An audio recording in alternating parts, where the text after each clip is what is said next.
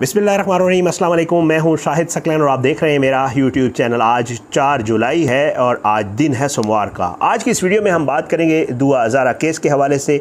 Specially आज medical board की जो रिपोर्ट है वो अदालत में जमा होनी थी। वो मेडिकल बोर्ड की रिपोर्ट जो है वो अदालत में जमा हो गई है। उस मेडिकल बोर्ड की रिपोर्ट में क्या कुछ आया है ये मैं आपको इतना ज़्यादा नहीं बताऊँगा, बल्कि जिब्रान नासिर साहब जो हैं, जो अली काज़मी के वकील हैं, उन्होंने बाकायदा इसकी पूरी तफसील बताई है। उन्होंने बताया है कि मेडिकल बोर्ड की रिपोर्ट में क्या आया है, क्योंकि आज उस हक और सच की जीत हुई है जिसको अली काज़मी एक बाप, जो उस बच्ची का बाप है, वो सर पर कुरान रख कर बाकायदा बताने की कोशिश करता रहा, साबित करने की कोशिश करता रहा। लेकिन कुछ बेशर्मों, झूठों और कुछ लोगों को इस बात की समझ नहीं आ रही थी और कह रहे थे कि शायद ये शख्स दाढ़ी के साथ सर पर कुरान रख कर झूठ बोल रहा है, लेकिन दरअसल वो सच बोल रहा था, क्योंकि आज नादरा डॉक्यूमेंट्स उसके पास मौजूद थे। अदालत जो है उसको जो है आपको पता है दुआ के बयान के ऊपर जो है बहुत सारे लोग रिलाई कर रहे थे। बिल आखिर पाकिस्तान की तारीख़ का एक बड़ा बोर्ड बना। तकरीबन 11 रुकनी ये बोर्ड था। 10 रुकन ऑलरेडी उसमें शामिल थे, बाद में एक शामिल किया गया। तकरीबन 11 रुकनी ये बोर्ड था।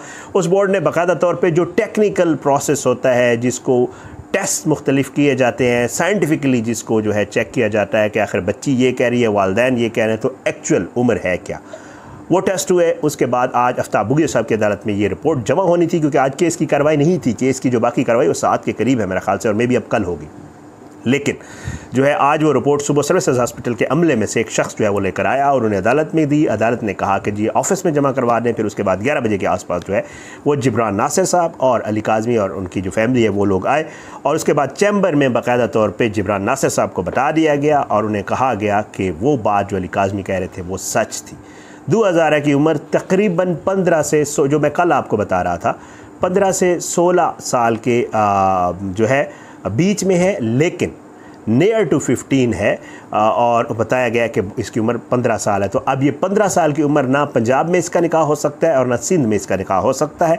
अब ये रिपोर्ट आई है, पहले आप जिब्रान नासिर साहब की बात सुन लें और फिर इसके बाद बताऊंगा कि आगे अब इसका प्रोसेस क्या होगा, आगे क्या तरीक़ाकार अख्तियार किया जाएगा। जो मुझे पता चला है, जो जिब्रान नासिर साहब बता रहे हैं, फिर इंशाअल्लाह इस पर मज़ीद आगे बात करते हैं। पहले आप जिब्रान नासिर साहब की बात सुन लें। देखिए जी, रिपोर्ट के अंदर जो मोहतरम डॉक्टर साहिबान हैं, उन्होंने मुख्तलिफ़ जो टेस्ट किए हैं और मुख्तलिफ़ टेस्ट की नज़र में जो मुख्तलिफ़ एजेस हैं वो उन्होंने लिखी, और फिर उनकी नज़र में उन्होंने अपना एक जॉइंट कंक्लूजन दिया है। और उनके कंक्लूजन के मुताबिक बच्ची 15 से 16 साल के दरमियान हो सकती है, उससे ज़्यादा नहीं। और उसमें भी उन्होंने लिखा है करीब तरीन 15 के। पहले ये बच्ची जिससे बार बार कहलवाया जा रहा था कि मैं 18 की हूँ, और पहले जो एक इम्प्रॉपर मेडिकल रिपोर्ट आई थी जो इसको 17 की प्लेस कर रही थी, जो इसके 18 के क्लेम को सपोर्ट कर रही थी, अब उस बयान की भी नफ़ी हो गई है, उस पहली मेडिकल रिपोर्ट की भी नफ़ी हो गई है। वालदैन का जो पहले दिन से मौक़िफ़ है कि बच्ची 14 साल की है, मेडिकल रिपोर्ट ने आज उस मौक़िफ़ की तायद कर दी है। ये हम सब जानते हैं कि मेडिकल रिपोर्ट आपको 1 से 2 साल की रेंज देती है, तो 14 साल की बच्ची 15 साल की रिपोर्ट में बताई जा रही है, ये बहुत माकूल बात है। और चूँकि 15 साल की है और अंडर 16 है, तो आपके तवस्सुस से मैं सिंध पुलिस से भी मुखातिब हूँ और तमाम इस सूबे की हुकूमत से मुखातिब हूँ कि 16 साल की बच्ची की मेंटल स्टेट काउंट नहीं करती जब उसे घर से वरगला के ले जाया जाता है या बाहर बुलाया जाता है, वो किडनैपिंग के ज़ुमरे में आता है। सेक्शन 361, 363 बहुत वाज़ेह है, सुप्रीम कोर्ट के जजमेंट्स इनके ऊपर बहुत वाज़ेह हैं। 16 साल की बच्ची का से कम उम्र की बच्ची का निकाह आप सिंध में करें या पंजाब में करें, दोनों सूरतों के अंदर क्राइम है, इसमें कवानीन बहुत वाज़ेह हैं। और 16 साल से कम उम्र बच्ची के साथ किसी भी किस्म का जिनसी रिश्ता आप कायम करेंगे, वो सिवियर सेक्शुअल ऑफेंसेस के अंदर आता है, जिसकी कोई माफ़ी नहीं है। ये पुलिस भी इस बात से आगाह है। जिस मेडिकल रिपोर्ट का बहाना करके या जिस स्टेटमेंट का बहाना करके बगैर ये गौर किए हुए कि बच्ची ने किन हालात में स्टेटमेंट दिया है, पुलिस अपनी जिम्मेदारी से जान छुड़ाती रही है। आज मेरे ख्याल में सिंध की तारीख के सबसे बड़ा जो मेडिकल बोर्ड बना है 10 डॉक्टरों का, उन्होंने हतमी राय दे दी है कि बच्ची 15 के करीब तरीन है। तो इसके बाद मैं तवक्को करूँगा कि कल इसी वक्त 24 घंटे गुजरने से पहले सिंध पुलिस की गिरफ्त के अंदर ज़हीर अहमद होगा जिसको वो बार बार मिलते रहे हैं, बार बार बुलाते रहे हैं, तस्वीरें खिंचवाते रहे हैं, आईओ साहब मुस्कुरा के तस्वीरें खिंचवाते रहे हैं, उसने बेल लेने की तौफीक नहीं की, वो एक किडनैपिंग के केस में वांटेड है मगर उसको अरेस्ट नहीं किया गया। ये सवालिया निशान बन गया है आज। इस केस के बारे में पुलिस के आला हुकाम ने 2 हफ्ते पहले आपसे कहा था ये केस खत्म हो चुका है, इस केस में कुछ नहीं है। आज मेडिकल रिपोर्ट आपको बता रही कि इस केस की कभी ढंग से तफ्तीश ही नहीं की गई थी, तो खत्म आपने कैसे कर दिया। ये चार्जशीट है सिंध पुलिस के खिलाफ, ये चार्जशीट है सिंध हुकूमत के खिलाफ, ये चार्जशीट है पुराने आपके साहब एजी जनरल के खिलाफ जिन्होंने अदालत में बोला था ये किडनैपिंग का केस नहीं बनता। बच्ची की स्टेटमेंट को देखिए। तो इस मेडिकल रिपोर्ट की रोशनी में और नादरा डॉक्यूमेंट्स की रोशनी में, जिनको हम पहले दिन से कह रहे थे कि ऑथेंटिक डॉक्यूमेंट्स हैं, उनकी रोशनी में ये क्लियर ब्लैक एंड वाइट में किडनैपिंग का केस है, ये एक चाइल्ड मैरिज का केस है। और उसके बाद ये करंटली बच्ची इलीगल कन्फाइनमेंट में तस्वुर की जाएगी। तो हमारी अब दुआ है कि मजीद इससे पहले कि हम अदालती कार्रवाई करें, जो हम कल करेंगे, चूंकि आज रिपोर्ट की हमें ट्रू कॉपी मिलेगी, उसके साथ हम दरखास्तें मजीद लगाएंगे। सिंध पुलिस आज हरकत के अंदर आ जाएगी, उनको पता चल जाएगा कोर्ट के और मीडिया के तवज्जुह से कि बच्ची कम उम्र है, पहले जितने उसके बयान थे वो झूठ पे मबनी है, और फौरी गिरफ्तारियां अमल में लाएगी। और जो वालिदैन 2-2.5 महीने से कर्ब में मुब्तला हैं, तकलीफ में मुब्तला हैं, हर दर को खटखटाया है, हर दहलीज पे गए हैं, उनकी आप दादरसी करेंगे और उनकी बच्ची दोबारा उनकी आगोश में लुटाएंगे। बच्चे को शेल्टर में भेजने की दरख्वास्त है, क्योंकि अब अगर वो अंडर 16 आते हैं, ये अदालत का फैसला है। हमारे लिए तो माँ की आगोश से बेहतर कोई शेल्टर बच्चे के लिए नहीं होता। और माजरत के साथ हम जरा शेल्टर होम के ऊपर भी सवालिया निशान है। इस केस के अंदर, इस मौजूदा केस के अंदर, जिस शेल्टर होम के अंदर बच्ची को आपने भेजा था, उस शेल्टर होम की वकील जो हैं इस चाइल्ड मैरिज के निकाह ख्वाह की वकील बन के अदालत में पेश हो रही हैं। हम कैसे ट्रस्ट कर लें कि बच्ची शेल्टर होम में महफूज रहेगी, जब शेल्टर होम की वकील ही इस केस के मुलजिमों की पैरवी भी कर रही हैं? हम कैसे तसव्वुर कर लें? माँ की आगोश से बेहतर कोई शेल्टर नहीं है।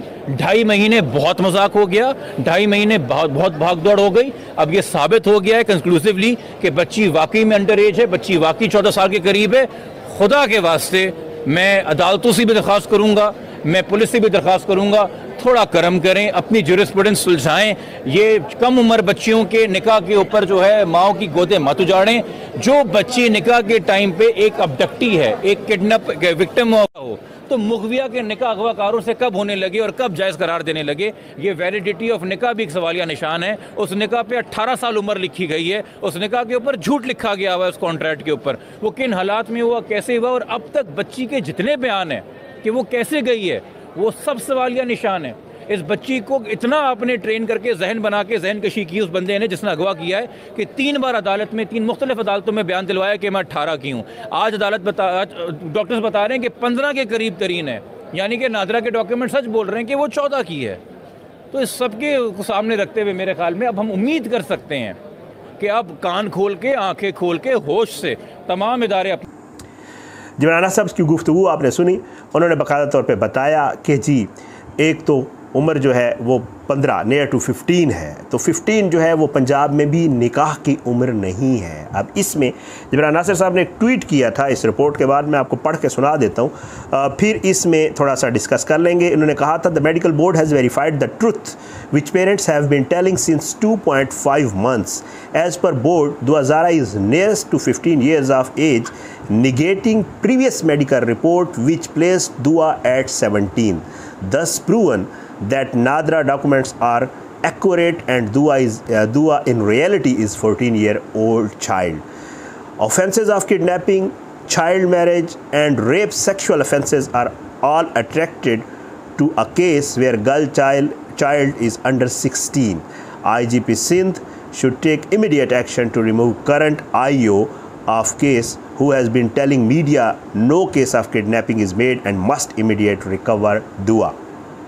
AG Sindh told High Court that no case of kidnapping is made out. Police relied on statement of girl to claim no case of kidnapping is made out.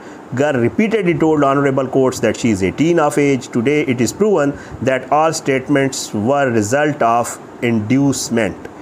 We need better procedures and training in place both in police and judiciary to save our children. For 2.5 months, parents suffered moving pillar to post to recover their child, while Dua, unaware herself, was under unimaginable danger, while content creators cashed it in on this strategy. अब ये बहुत इन्होंने लंबी एक जो है वो tweet भी किया है और उन्होंने बताया कि मेडिकल बोर्ड ने वेरीफाई कर दिया है जो कि वालिदैन बता रहे थे 2.5 महीनों से। अब बोर्ड भी ये कहता है कि दुआ की उम्र तकरीबन 15 साल के करीब है, जो कि उस मेडिकल रिपोर्ट को निगेट करती है जिसमें उम्र 17 साल थी। बस ये साबित हो गया कि नादरा डॉक्यूमेंट्स ठीक हैं और दुआ की उम्र तकरीबन 14 साल है। इसके ऊपर kidnapping, child marriage, rape, sexual offence, ये सारे जितने भी दफ़ात हैं ये अट्रैक्ट करेंगे, ये लगेंगी, क्योंकि चाइल्ड जो है वो अंडर 16 एज का है। IGP सिंध को नोटिस लेना चाहिए, फौरी तौर पे आईए को रिमूव करे। और उसके बाद जो कि काफ़ी अरसे से मीडिया को ये बता रहे थे कि जी केस ख़त्म हो गया है, और उसके बाद जो है इमीडिएटली दुआ को रिकवर किया जाना चाहिए। AG सिंध जो है उन्होंने भी कोर्ट को बताया था, एडवोकेट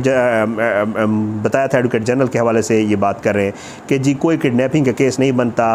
पुलिस ने हमेशा दुआ की स्टेटमेंट के ऊपर रिलाई किया कि जी किडनैपिंग नहीं हुई। बच्ची ने बारहा बताया मेरी उम्र 18 साल है। अब ये साबित हो गया आज कि जो है ये सारा मामला जो था ये बच्ची को जो है बाकायदा तौर पे सिखाया गया था। वी नीड बेटर प्रोसीजर्स, हमें बेहतर प्रोसीजर्स की ज़रूरत है। अब ये सारे मामलात होंगे जी, पढ़ के आपको सुना दिया, जिब्रान साहब से ये बताया। अब जो मैंने पूछा है और जो जिब्रान नासिर साहब ने बताया है, इसके मुताबिक अब यही होगा कि पुलिस जो है कोर्ट ऑर्डर करेगी, एक्सपेक्ट यही किया जा रहा है, और पुलिस जो है वो रिकवर करेगी दुआ को, क्योंकि वो बारहा राब्ते में भी रहे हैं, उनको पता भी है ज़हीर और दुआ कहाँ है। और उसके बाद जो है उनको रिकवर करके वापस लाया जाएगा। और ज़ाहिर है क्योंकि बच्ची छोटी है तो वो जितनी भी ऑफेंसेस अट्रैक्ट करती हैं इस केस में, तो वो सारी जो है वो ज़हीर के ऊपर लगेंगी, गिरफ़्तारी भी होगी, ज़ाहिर बात है, और उसके मुताबिक अब केस भी बनेगा। यहाँ तक तो यही है। अब आगे अदालतें क्या करती हैं, अदालत इसके ऊपर कल क्या ऑर्डर करती है, क्या चीज़ें होती हैं। और अभी अगर थोड़ी देर बाद, क्योंकि मैं ये वीडियो फ़ौरन करने लग गया था जब ये चीज़ें आ गई थी, कुछ मज़ीद चीज़ें भी आई, तो इंशाल्लाह अगली वीडियो में वो सब आपके सामने रखूँगा। आज की इस वीडियो से इतने, आने वाली किस वीडियो तक लिए इजाज़त दें। अपनी दुआओं में याद रखा करें। अल्लाह पाकिस्तान का हमें नासिर, इसके खिलाफ साजिशें करने वालों को नस्ल नाबूद करे। अल्लाह ज़ालिमों को इबरत का निशान बनाए, मज़लूमों को इंसाफ मिले, झूठों पर अल्लाह की लानत।